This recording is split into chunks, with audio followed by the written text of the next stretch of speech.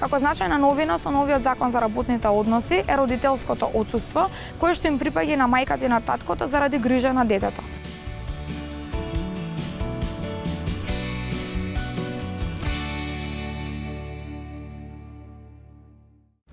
Со новиот закон за работните односи се предвидуваат нови одредби како отсуство на мајката, отсуство на таткото и родителско отсуство.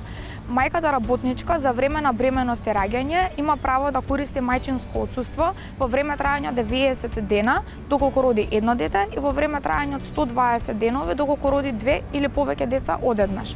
Таткото работник има право да користи татковско отсуство во време трајање од 10 дена непрекинато од денот кога се родило детето. Како значајна новина со новиот закон за работните односи е родителското отсуство кое што припаѓа и на мајката и на таткото. Целта на ова отсуство е родителите да може да се грижат за нивното дете, а им припаѓа и на мајката и таткото, односно може да се користи наизменично во меѓусебен договор помеѓу родителите.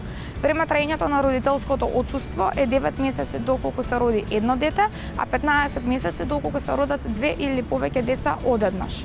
Сметаме дека вака регулираното родителско отсуство ќе биде од особено значење за растот и развојот на детето, како и ќе допринесе до родова еднаквост поради рамномерна распределба на домашните обврски, присуството и на двајцата родители на пазарот на трудот, што досега вообичаено во пракса тоа е таткото.